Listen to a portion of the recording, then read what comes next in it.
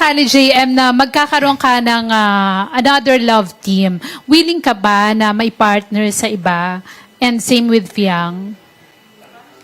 Love team, in terms of love team, siguro wala akong ibang pipilian talaga. Honestly, noong pa man naging vocal na ako dyan, si Fiang lang talaga yung gusto kong maging ka-love team. Kung bibigyan ako ng opportunity na magkaroon ng magka-love team, si Fiang lang talaga ako yung pipiliin ko kahit anumang proyekto yan.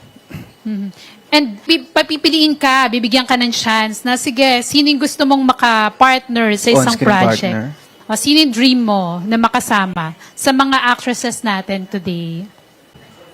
Siguro magiging open po ako. Pero syempre hindi ko to pwedeng gawin ng wala yung opinion ni Fiang. Unang-una, syempre, kailangan kong ipagpaalam sa kanya. And gusto ko, syempre, malaman ko rin yung salobin niya patungkol sa project na to. Ganun. Kasi I don't think na magagawa ko yung project na yun nang wala yung suporta na ibibigay niya. Wow. So, pag hindi pumayag si Fiang, Baba. Ayun ba? so, i-reject mo din yung project kahit gaano kaganda. Yeah, I think so. Ganun po mangyayari kasi kailangan ko pong unahin yung mararamdaman ng Wow. on-screen partner ko ng love team ko. Wow. Kaya bago ko po gawin yung ganang klase ng proyekto. Parang hindi na kailangan ng label. Charot.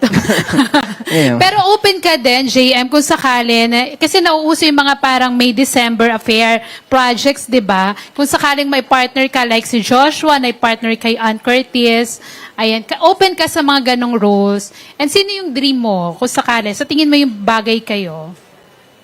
Bagay kami ni Kuya Joshua talaga. Yeah. Medyo.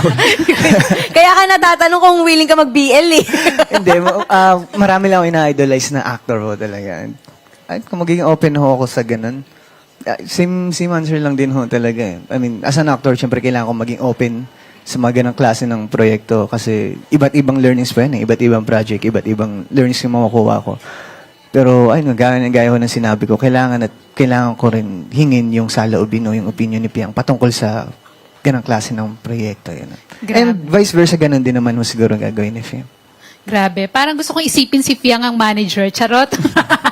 Joke lang, JM. No. Good luck. Thank you po. Ano pa ba? Ban talaga. Wow! JM Hindi Ibarra naman ako pala pwede Banira. manahimik dito.